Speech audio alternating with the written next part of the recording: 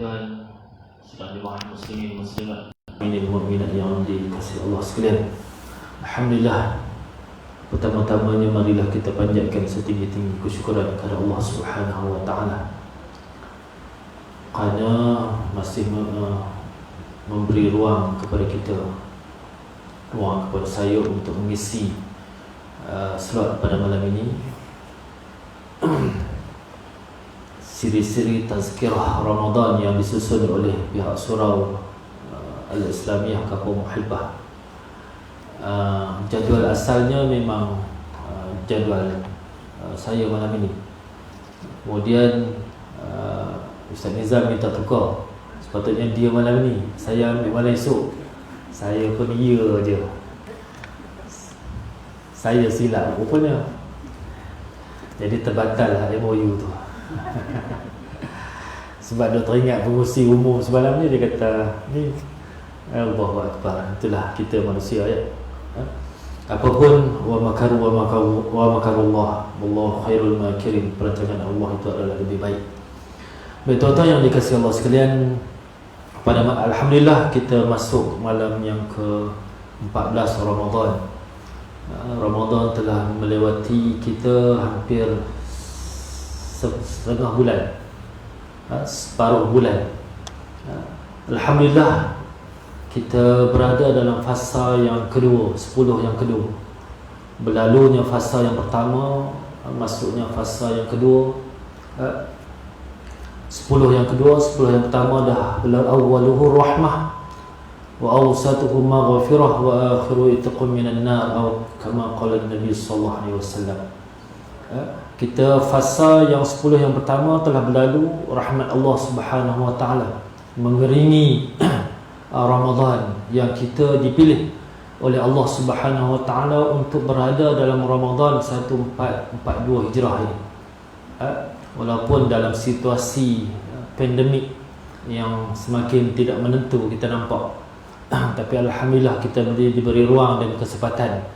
Tidak macam tahun lepas 2020 mencatat satu sejarah dalam kehidupan kita yang tidak pernah dialami oleh sesiapa pun. Kita ditakdirkan oleh Allah untuk mengukir sebahagian sejarah 2020 bila mana pandemik melanda seluruh dunia, termasuklah kita negara Malaysia, dan kita tidak dibenarkan untuk berada di rumah-rumah Allah pada ketika itu. Kita berada di rumah masing-masing, berbuka, beriftar bersama keluarga, bertarawih, bersolat jemaah bersama keluarga, dan bertarawih bersama keluarga masing-masing. Itu macam-macam kita dengar cerita kan. Alhamdulillah ada sedikit ruang yang Allah Subhanahu wa taala beri kepada kita pada tahun ini 2021. Tapi masih dalam kawalan. Baik tuan-tuan yang dikasihi Allah sekalian, awsatuhu maghfirah, keampunan Allah Subhanahu wa taala. 10 yang fasa 10 yang kedua ini kita dalam lingkungan untuk kita memperbanyakkan permohonan ampun kita kepada Allah Subhanahu wa taala. Dosa kita sangat banyak, dan kita mengharapkan kesudahan daripada Ramadan ini selain daripada la'allakum tattaqun. Apa yang kita inginkan adalah dengan takwa itu Allah Subhanahu wa taala itqum minan nar, membebaskan kita daripada sambaran api neraka Allah Subhanahu wa taala. Baik tuan-tuan yang dikasihi Allah sekalian, untuk malam ini saya nak kongsi satu hadis Nabi sallallahu alaihi wasallam. Sebuah hadis Nabi sallallahu alaihi wasallam yang diriwayatkan oleh Abu Hurairah radhiyallahu anhu, dan ada beberapa orang sahabat yang juga meriwayatkan hadis yang sama. Antaranya Ka'ab juga meriwayatkan hadis yang sama. Dan riwayat Ka'ab itu dikategorikan sebagai hadis dinukilkan ataupun diletakkan dalam hadis sahih Muslim. Hadis kategori hadis sahih lah. Sekiranya hadis ini telah dibaca oleh pentazkirah sebelum ini, anggaplah ia sebagai pengulangan untuk kita refresh semula peringatan terutamanya daripada Nabi sallallahu alaihi wasallam. Betul-betul yang dikasihi Allah sekalian. Hadis daripada Abu Hurairah radhiyallahu an bahawa Nabi sallallahu alaihi wasallam bersabda, "Anna an-nabiy sallallahu alaihi wasallam sa'ida al-minbar faqala amin amin amin qila ya Rasulullah innaka sa'idta al-minbar faqulta amin amin amin faqala inna Jibril alaihi salam atani فقال من أدرك شهر رمضان فلم يغفر له فدخل النار فأبعده الله قل آمين فقلت آمين ومن أدرك أبويه أو أحدهما فلم يبرهما فمات فدخل النار فأبعده الله قل آمين فقلت آمين ومن ذكرت عنده فلم يصلي عليك فأبعده الله قل آمين فقلت آمين. Maksudnya, ketika Nabi sallallahu alaihi wasallam menaiki mimbar, digambarkan mimbar Nabi sallallahu alaihi wasallam tu ada 3 anak tangga.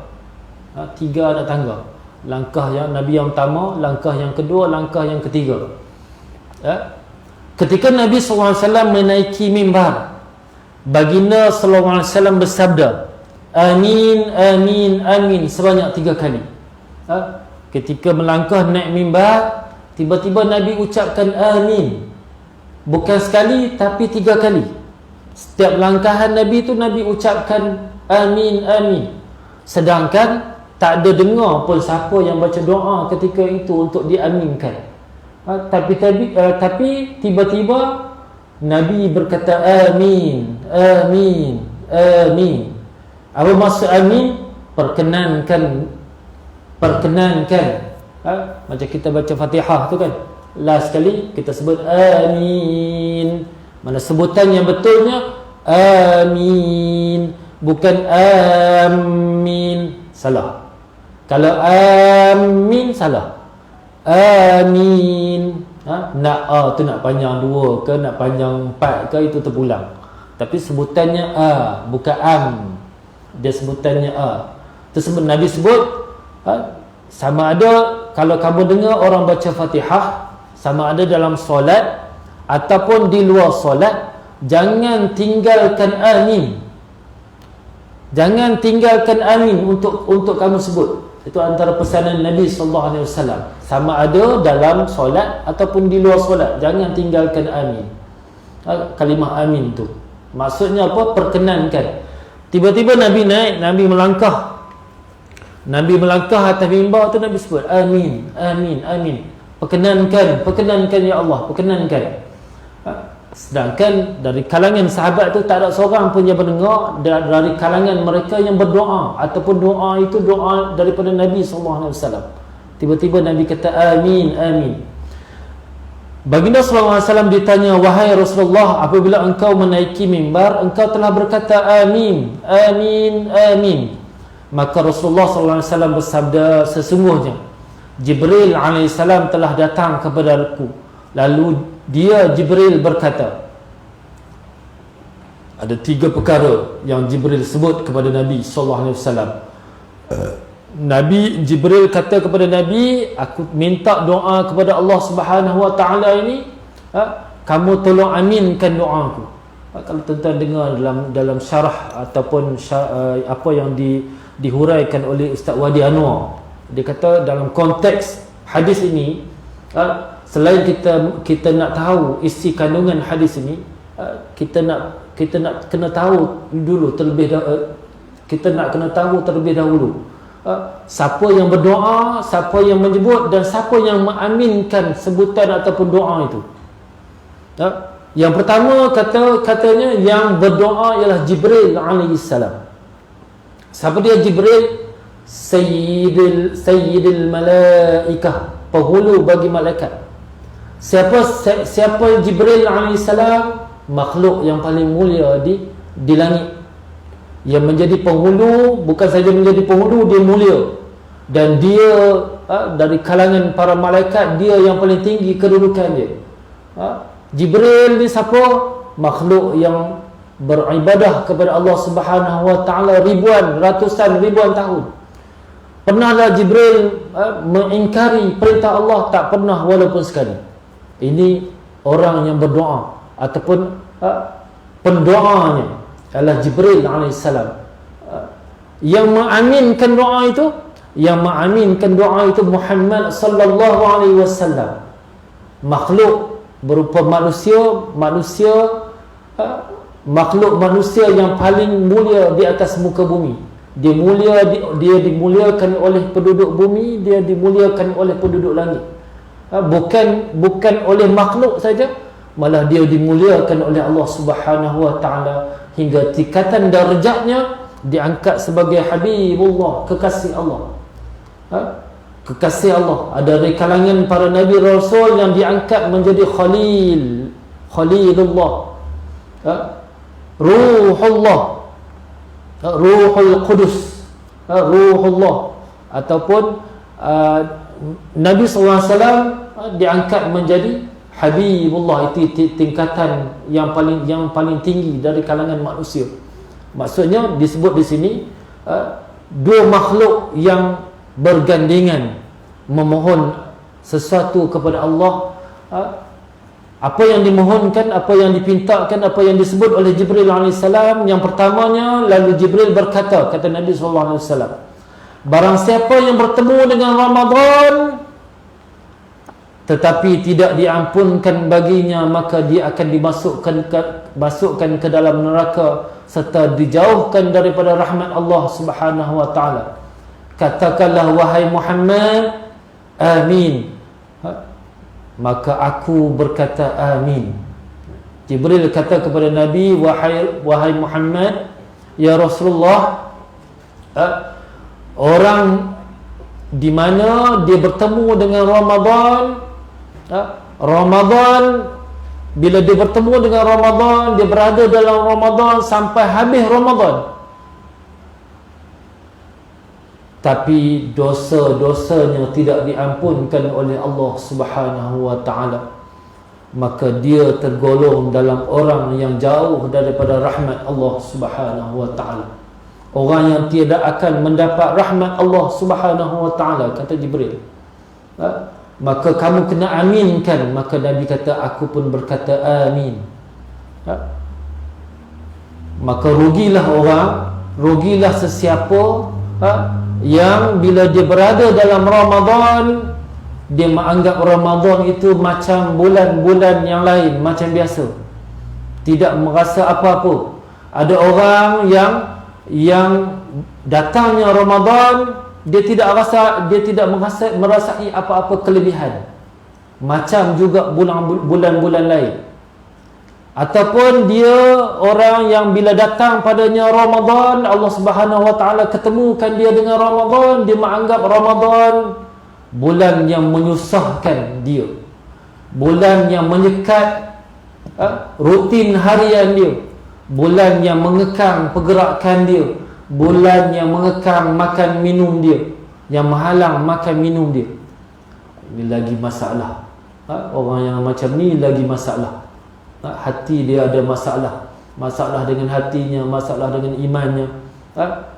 Kita mengharapkan Allah Subhanahu wa taala tidak golongkan kita dalam golongan-golongan yang seperti ini. Kita mengharapkan bila tibanya Ramadan itu dan kita berada dalam Ramadan hari ini, man shoma Ramadan imanan wa ihtisaban ghufira lahu ma taqaddama min dhanbihi wa man qama lailatal qadr imanan wa ihtisaban ghufira lahu ma taqaddama min dhanbihi. Siapa berpuasa dalam Ramadan dengan iman, wahtisaban, imanan wahtisaban, dengan keimanan dan mengharapkan pahala, maka diampuni dosa-dosanya yang telah lalu. Diampuni dosa-dosanya. Ini janji Allah Subhanahu wa taala yang diberitakan, disampaikan oleh Nabi kita Muhammad sallallahu alaihi wasallam. Moga-moga kita tergolong dalam golongan yang yang pertamanya sangat gembira dengan kedatangan Ramadan, Dan yang keduanya, antaranya Ramadan ini memberi peluang untuk kita menghimpun sebanyak mungkin pahala untuk kita bawa bertemu dengan Allah Subhanahu wa taala.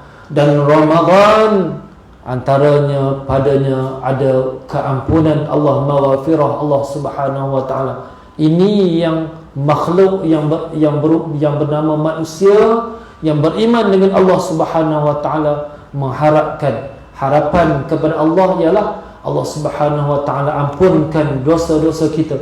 Ma taqaddama min dhanbi. Dosa-dosa kita yang telah lalu, dosa kita banyak tuan-tuan. Dosa kita sangat banyak. Ada sebahagian besarnya Allah tutup. Allah seal dah. Allah tutup dah. Maksudnya aib kita ni Allah Subhanahu wa taala tutup. Jangan sesekali bercerita dengan orang atas dosa-dosa yang kita pernah lakukan. Ada orang yang passion berbangga. Dia berbangga nak bercerita dengan dosa-dosa yang dia pernah buat dulu. Sedangkan Allah Subhanahu wa taala tutup dah aib dia. Jangan buka aib setelah Allah Subhanahu wa taala tutup rapat aib kita. Masing-masing ada dosa. Dosa kecil, dosa yang disengajakan, dosa yang tidak disengajakan, dosa dalam keadaan sedar, dalam keadaan tidak sedar. Maka itu rahsia kita dengan Allah Subhanahu wa taala, dan kita minta ampun kepada Allah Subhanahu wa taala dengan harapan berlalunya Ramadan pada 1442 Hijrah ini, dosa-dosa kita diampunkan oleh Allah Subhanahu wa taala. Jadi kita tidak tergolong dalam golongan yang disebutkan oleh Jibril, yang didoakan oleh Jibril. Orang yang berlalunya Ramadan tidak meninggalkan apa-apa kesan kepada dia. Malah kata Ustaz Wadi Ana, dosa dia dah banyak, masuk dalam Ramadan. Dalam Ramadan pun dia masih bermaksiat, berdosa dengan Allah Subhanahu wa taala. Maka dia keluar, dia bawa dosa yang dulu dan dosa yang sedia ada, yang dia lakukan tanpa rasa takut dengan ancaman Allah Subhanahu wa taala terhadap pendosa-pendosa. Betul-betul yang dikasihi Allah sekalian. Yang kedua, barang siapa sempat dengan kedua orang tuanya tetapi tidak berlaku baik kepada mereka, kemudian dia meninggal, maka dia akan dimasukkan ke dalam neraka serta dijauhkan daripada rahmat Allah Subhanahu wa taala. Katakan wahai Muhammad, amin. Jibril bagi tahu Nabi, katakan wahai Muhammad, amin. Maka Nabi kata aku pun kata amin. Orang yang diberi kesempatan untuk berbakti kepada kedua orang tua yang telah tua, ya Allah Subhanahu wa taala pilih. Baru ni saya dengar satu kuliah Ustaz Abu. Tuan-tuan katanya, ibu bapa yang tua ini bukan sesuatu bebanan. Ibu bapa yang tua bukan sesuatu yang membebankan anak-anak. Anggapkan ibu bapa yang tua yang kita kena jaga, yang kita kena pelihara, yang kita kena urus, itu adalah penghargaan Allah Subhanahu wa taala kepada kita. Untuk kita berbakti di saat di penghujung usia dia. Allah Subhanahu wa taala sebenarnya nak bagi pahala yang besar kepada anak tersebut. Maka anak tersebut kena bersifat sabar yang sabar yang tinggi. Kadang-kadang anak-anak hilang sabar. Dan dia pesan juga, dia kata kita ibu bapa yang dah lanjut usia, jangan menyebabkan anak kita menjadi penyebab kepada anak kita derhaka kepada kita. Dia sebut kita, selain kita anak-anak kena ingat jangan derhaka kepada ibu bapa. Ibu bapa juga kena ingat, jangan kita ibu bapa yang tua itu, yang lanjut usia itu menjadi penyebab kepada anak kita derhaka kepada kita. Maknanya masing-masing kena jaga hubungan antara anak sebagai anak dengan ibu ayah, hubungan sebagai ayah, ibu ayah dengan anak, mana kena jaga. Ibu bapa yang tua, yang lanjut usia, jangan terlampau ego dengan title dia sebagai ibu bapa. Dia nak guna segala kuasa veto dia. Jangan, kena ada tolak ansur. Kita takut itulah penyebab anak derhaka kepada kita. Kita nak mengelak, takut tergolong, anak-anak kita tergolong dalam golongan yang tidak mendapat rahmat Allah Subhanahu wa taala. Allahumma salli ala sayyidina Muhammad. Yang ketiga, kata Jibril, barang siapa yang disebut kepadanya dan dia tidak berselawat kepadaku, maka dia akan jauh daripada rahmat Allah Subhanahu wa taala. Wahai Nabi sallallahu alaihi wasallam, katakanlah amin, maka aku pun kata amin. Golongan yang ketiga, orang yang disebut nama Nabi sallallahu alaihi wasallam, dia buat nohin, dia buat tak kenal, dia buat tak reti. Dia ingat bila sebut Muhammad macam sebut kawan-kawan dia, macam sebut nama jiran dia, macam sebut nama sahabat sekerja dia, kawan sekerja, sepejabat.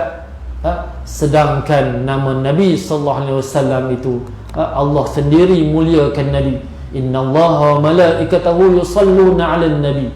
Allah kata dia dan Allah dan para malaikat berselawat kepada Nabi sallallahu alaihi wasallam.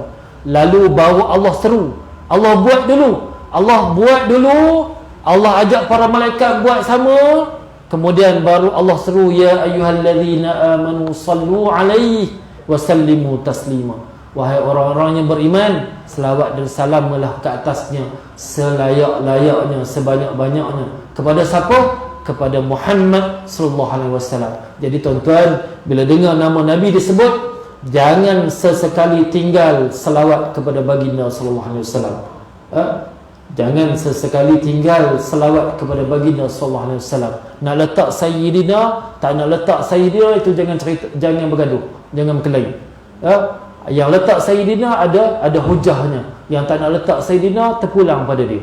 Selawat selayaknya bagi wasallim tasliman kathira, selayaknya untuk Nabi sallallahu alaihi wasallam. Ada banyak selawat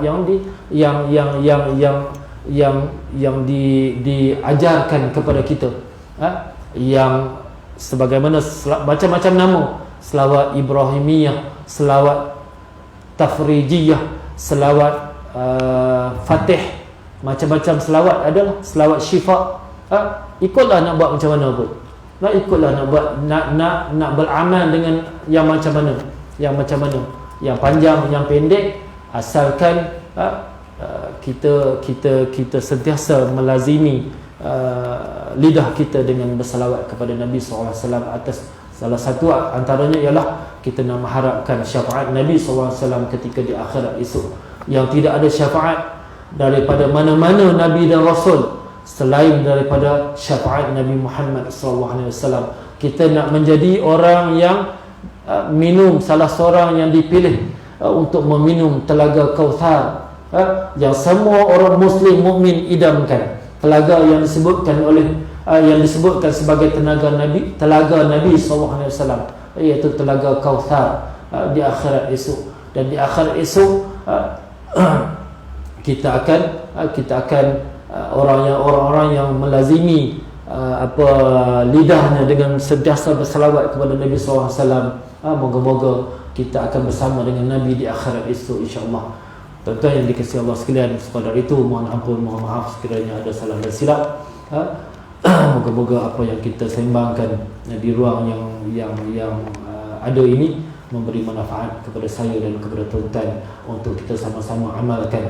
Kalau tak boleh amalkan semua, jangan tinggalkan semua. Aqulu qawli hadha wa astaghfirullah li wa lakum. Assalamualaikum warahmatullahi wabarakatuh. Allah